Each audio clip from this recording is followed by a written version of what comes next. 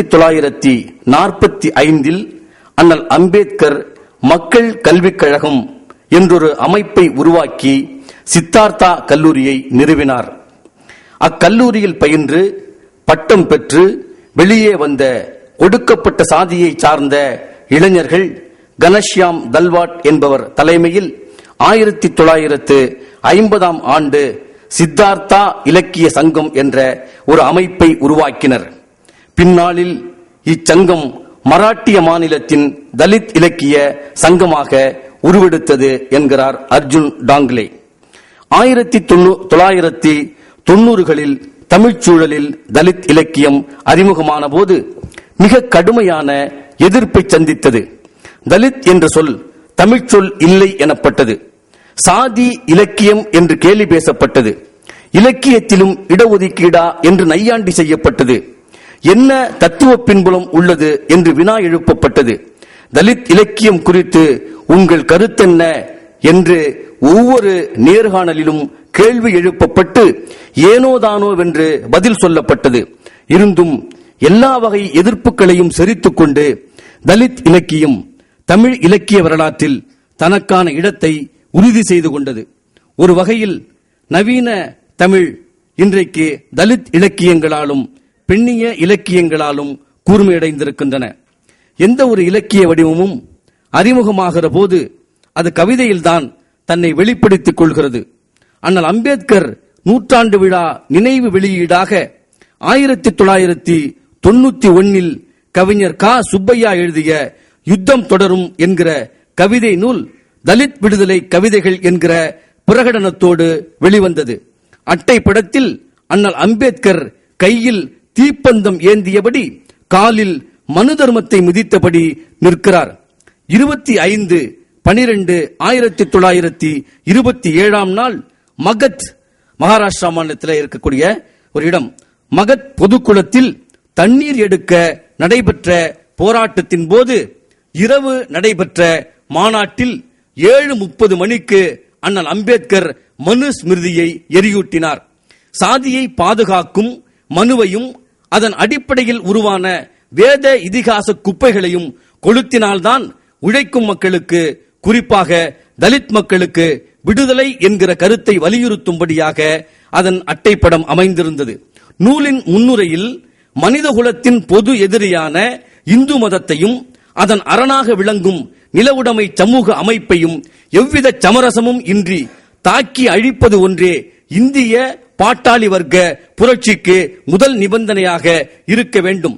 இந்த வகையில் இந்து மதத்தையும் அதன் ஆதரவு சக்திகளையும் எதிர்த்து கருத்து ரீதியான எனது கலகத்தின் ஒரு சிறிய முயற்சியே இந்த யுத்தம் தொடரும் என்கிற கவிதை நூல் என்று சுப்பையா பேசுகிறார். ஊடாக கவிதைகளினூடாக அவர், நான் கல்வி கற்ற வரலாறு ஒரு தலைமுறையின் தியாக வெளிப்பாடு, சூரியனை சுமந்து கருத்த முதுகு, சுமைகளை தாங்கிய வழுக்கை தலை, கலப்பை சுமந்த மரத்த தோள்கள், மண்வெட்டி பிடித்து காய்பேறிய கைகள், வயல்களை அளந்த மெலிந்த கால்கள், ஒட்டி ஒடுங்கிய பட்டினி வயிறு, ஒடுங்கிய மேனியில் ஒட்டிய கோவணம். தந்தையின் தியாகம் மகத்தானது. உடலை மண்ணுக்கும் உழைப்பை பண்ணைக்கும் கொடுத்து சளியும் ரத்தமுமாய் கக்கிய போது மருந்து வாங்க காசில்லை. கடமையை செய், பலனை எதிர்பாராதே என்கிற கீதையின் உபதேசத்திற்கு, கடமையை செய் பலனை எதிர்பாராதே என்கிற கீதையின் உபதேசத்திற்கு கிழிந்த செருப்புதான் பதில் சொல்லும். உழைப்பை சுரண்டும் ஒட்டுண்ணிகளை ஒழிக்க விரும்பும் நான் கம்பீரமாக சொல்லுகிறேன், ஆம், நான் ஒரு தலித். இப்படியாக தமிழில் முதல் கவிதை நூல் விடுதலை கருத்தியலின் பின்புலத்தில் வெளியானது. தொடர்ந்து ராஜமுருகபாண்டியனின் சில தலித் கவிதைகளும் நூல் 1994 வெளியானது. தலித்துக்களின் கலக குரலை அது முன்வைத்தது. நாங்கள் பிரம்மனுக்கு முகத்திலும் தோளிலும் தொடையிலும் காலிலும் பிறக்கவில்லை. உனது நால் வருணத்தில் எங்களுக்கு இடமில்லை. கடவுளுக்கும் எங்களுக்கும் எந்த தொடர்பும் இல்லை. அப்படி இருக்க எங்களை பார்த்து அரிஜனங்கள் என்கிறாய்.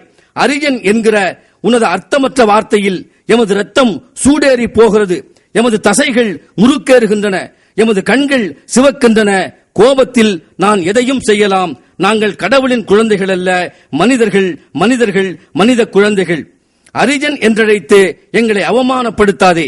ஆனால் அம்பேத்கர் அரிஜன் என்கிற வார்த்தையை நிராகரித்து அட்டவணை சாதியினர் என்றும் ஒடுக்கப்பட்ட மக்கள் என்றும் தலித் மக்களை அழைத்தார். மேலும் தலித்துக்கள் இந்துக்கள் அல்ல, அவர்கள் சாதிக்கும் வெளியே இருக்கிற தனித்த பிரிவினர், பூர்வ பௌத்தர்கள், இந்த மண்ணின் பூர்வ குடிகள் என்று அண்ணல் அம்பேத்கர் வரையறை செய்தார். தொடர்ந்து 1996 கவிஞர் தலையாரி எழுதிய எங்கே எமது முகம் என்கிற கவிதை தொகுதி வெளியானது. தலையாரியின் கவிதையில் மருத்துவரானோம் பரமருத்துவர், பொறியாளரானோம் பரப்பொறியாளர், மந்திரியானோம் பரமந்திரி, முஸ்லிம் ஆனோம் பரமுஸ்லிம், கிறிஸ்துவர் ஆனோம் பர கிறிஸ்துவர், நக்சலைட் ஆனோம் பர நக்சலைட், இன்று விடுதலை சிறுத்தைகளானோம், ஒரு பயலும் வாய் திறக்கவில்லை. எவ்வளவுதான் படித்து முன்னேறினாலும் அல்லது மதம் மாறினாலும் சாதி கற்பித்திருக்கிற இழிவுகளில் இருந்து தப்பிக்க முடியாத நிலைதான் இங்கு நிலவுகிறது. அதே நேரத்தில் போர்க்குணத்தோடு எதிர்த்து தாக்குதல் தொடுக்குகிற போது ஒடுக்கும் சமூகம் பின்வாங்குவதை அனுபவ வாயிலாக உணர முடியும். ஆனால் அம்பேத்கர் தான் சொன்னால், கோயில்களில் ஆடுகளைத்தான் பலியிடுகிறார்கள், சிங்கங்களை அல்ல, நீங்கள் சிங்கங்களாக இருங்கள் என்றார். அதைத்தான் தலையாரியின் கவிதைகள் உணர்த்துகின்றன. 1997 NT ராஜகுமாரின் தெரி, தொடர்ந்து ஒடுக்கு, இரத்த சந்தனப்பாவை, காட்டாளன் போன்ற கவிதை தொகுதிகள் வெளிவந்தன. தலித் கவிதைகளை புதிய திசையை நோக்கி நகர்த்தின ராஜ்குமாரின் கவிதைகள். இந்த ஓலைச்சுவடிகளை ராஜகுமார் எழுதுகிறார். இந்த ஓலைச்சுவடிகளை நாமல்லாத மற்றவர்கள் படிக்க நேருமானால் தலை சுற்றும், நெஞ்சு படபடக்கும், வெப்புராளம் வந்து கண்மயங்கும், மூளை கலங்கும், படித்ததெல்லாம் வலுவற்று போகும் என்று இப்போது என் எழுத்துக்களில் நான் வாதைகளை ஏவி விட்டிருக்கிறேன் என்கிறார் ராஜகுமார். ராஜகுமாரின் கவிதைகள் அவருடைய குடும்பம் மற்றும் சமூகத்தின் சடங்குகள், மாந்திரீகம், மருத்துவம் சார்ந்த பண்பாட்டு சொல்லாடல்களை கொண்டு இயங்குகிறது. அவரது மொழி நவீனத்தன்மையோடும் நாட்டார் வழக்காற்று கூறுகளோடும் நிரம்பி கிடக்கின்ற இன விரைவியல் தன்மையோடும் தலித் வாழ்வை பதிவு செய்கின்றன. கள்ளத்தனமாய் உள்ளே புகுந்திருக்கும் வைதீக சிலைகளை எல்லாம் தூக்கி ஒரு சாக்கிலிட்டு, கள்ளத்தனமாய் வந்து உள்ளே புகுந்திருக்கும் வைதீக சிலைகளை எல்லாம் தூக்கி ஒரு சாக்கிலிட்டு, கொட்டடா கொட்டண்ட மலக்கிடங்கில், கொட்டடா தட்டி கொட்டடா அந்த மேளத்தை என்று ராஜ்குமாரின் கவிதைக்குள் வெளிப்படும் கோபம் பெருந்தெய்வ வழிபாடு என்கிற நிலையில் குலதெய்வங்களின் வாழ்விடங்களை ஆக்கிரமித்து இம்மண்ணின் பண்பாட்டு வேர்களை பிடிந்து இறங்கி இருக்கிற வைதீக பண்பாட்டை கேலி செய்கிறது, தயவு தாட்சியமின்றி தாக்குகிறது. வைதிக இந்து பண்பாட்டை நிர்மூலமாக்குவதில்தான் தலித் விடுதலை சாத்தியம் என்று முழங்குகிறது.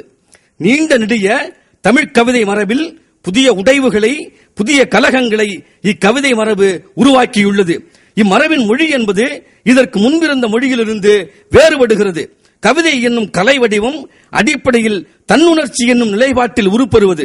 பொய்யாக உணர்ச்சி உருவாக முடியாது. அப்படி உருவானால்